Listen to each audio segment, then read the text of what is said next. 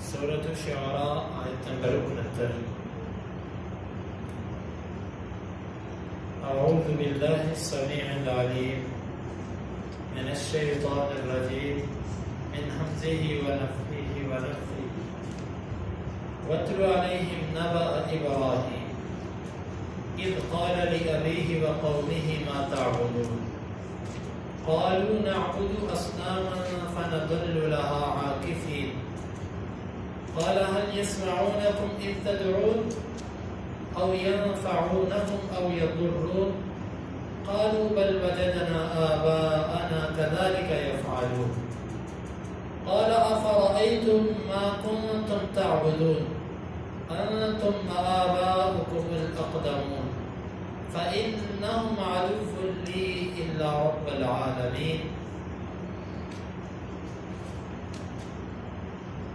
وَاتْلُو اور آپ پڑھیے علیہم ان پر نبأ خبر ابراہیم اذ جب قال کہا اس ابراہیم نے لأبیہ اپنے باپ کے لیے وقومہ اور اپنی قوم کے لیے ما کس کی تعبدون تم عبادت کرتے ہو قالوا انہوں نے کہا نعبد ہم عبادت کرتے ہیں اصنام بتوں کی فنظل بس ہم رہیں گے لہا ان کے لیے عاکفین جھکنے والے قال ابراہیم نے کہا حل کیا یسمعونکم وہ تمہیں سنتے ہیں اذ جب تدعون تم پکارتے ہو او ینفعونکم وہ تمہیں نفع دیتے ہیں او یضرون یا تمہیں نقصان پہنچاتے ہیں قالوا انہوں نے کہا بلکہ وجدنا ہم نے پایا آباءنا اپنے باپوں کو کذالک اسی طرح یفعلون وہ کرتے ہیں قال ابراہیم علیہ السلام نے کہا افرأیتم کہ بس تم خبر دو ماں اس کے بارے میں کن تم جس کو ہو تم تعبدون عبادت کرتے انتم تم و آباؤکم اور تمہارے والدین الاقدمون پہلے فإنہم بس یقیناً وہ عدو دشمن ہیں لی میرے لیے الا سوائے رب کے العالمین جہان کے وَاتْلُ عَلَيْهِمْ نَبَأَ إِبْرَاهِيمَ آپ ان پر ابراہیم علیہ السلام کے واقعے کو پڑھیے اذ قال لأبيه وقومه ما تعبدون جب انہوں نے اپنے باپ اور اپنی قوم سے کہا تم کس کی عبادت کرتے ہو قالوا نعبد اصناما فنظل لها عاكفين وہ کہنے لگے ہم بتوں کی عبادت کرتے ہیں بس ہم ان کے لیے جھکے رہیں گے قال هل يسمعونكم اذ تدعون کیا وہ سنتے ہیں جب تم انہیں پکارتے ہو او ينفعونكم او يضرون یا وہ تمہیں نفع دیتے ہو یا تم کو نقصان دیتے ہو قالوا بل وجدنا آباءنا كذلك يفعلون وہ کہنے لگے ہم نے پایا اپنے باپوں کو وہ ایسے ہی کیا کرتے ہیں قال افرأیتم ما کنتم تعبدون ابراہیم علیہ السلام کہنے لگے تم یہ بتلاؤ جن کی تم عبادت کرتے ہو انتم و آباؤکم الاقدمون تم اور تمہارے پہلے باپ فإنهم عدو لی الا رب العالمین یقیناً وہ میرے دشمن ہیں سوائے رب العالمین کے موسیٰ علیہ السلام کا واقعہ بیان کرنے کے بعد اللہ رب العزت نے ابراہیم علیہ السلام کے واقعے کو ذکر فرمایا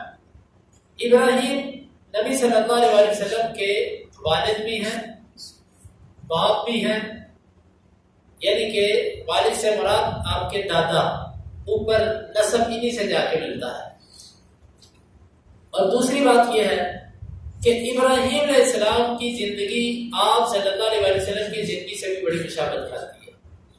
جس طرح آپ کو اپنوں ہی نے مکے سے ہجرت کرنے پر مجبور کیا ابراہیم علیہ السلام کو بھی سکے باپ نے گھر سے نکالا اور ان کو یہ صدمے پہنچے اور جس طرح ابراہیم علیہ السلام اپنے باپ سے سخت محبت کرنے کے باوجود آخر دم تک اس کے لیے کوشش کرتے رہے کہ یہ مسلمان ہو جائے لیکن باپ اس طرف نہیں آیا ہمارے نبی صلی اللہ علیہ وسلم بھی اپنے چچا اور اسی طرح اپنی قوم کے لیے اسی طرح خیر خواہ رہے لیکن قوم تھی کہ آخر وقت تک وہ ماننے کے لیے تیار نہیں تھی تو اس مناسبت سے ابراہیم علیہ السلام کا واقعہ ذکر فرمایا رسول اللہ صلی اللہ علیہ وسلم کو تسلی دینا مقصد ہے کہ آپ ابراہیم علیہ السلام کے واقعے کو پڑھیے جب انہوں نے اپنی باپ اور اپنی قوم سے کہا کہ تم کس کی عبادت کرتے ہو کہنے لگے کہ ہم تو بتوں کی عبادت کرتے ہیں فنظل لها عاکفین اور بڑی ڈٹائی سے آگے سے کہا ہم تو ہمیشہ انہی پر جھکے رہیں گے انہی پر ہم جھکے رہیں گے بتوں کی ہم عبادت کرتے ہیں ابراہیم علیہ السلام نے وہی عقلی اور منطقی سی بات کی کہ عبادت جس کی جاتی ہے اس کے چند لوازمات ہیں۔ نمبر 1،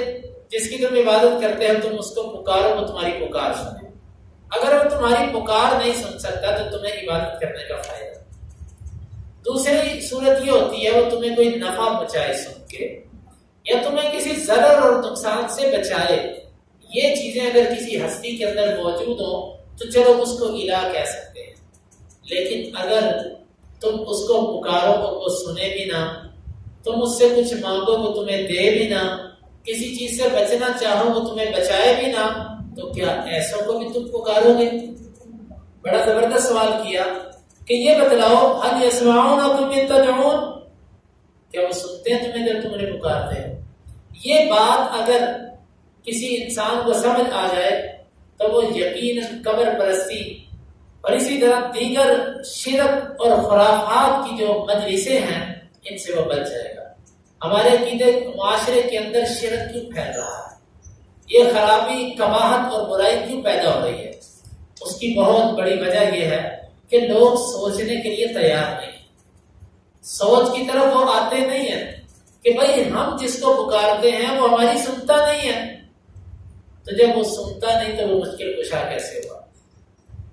اور پھر فرمایا کہ کیا وہ تمہیں نفع یا نقصان دیتے ہیں؟ آگے سے قوم نے وہی جواب دیا جو ہمیشہ سے باطل پرست لوگ دیتے آئے۔ وہ کہنے لگے بل وجدنا آباءنا کذالک یفعلون، ہم نے تو اپنے باپوں کو اس طرح کرتے پایا، جس طرح ہمارے باپ یہ عبادت کرتے رہے ہم بھی کرتے رہے۔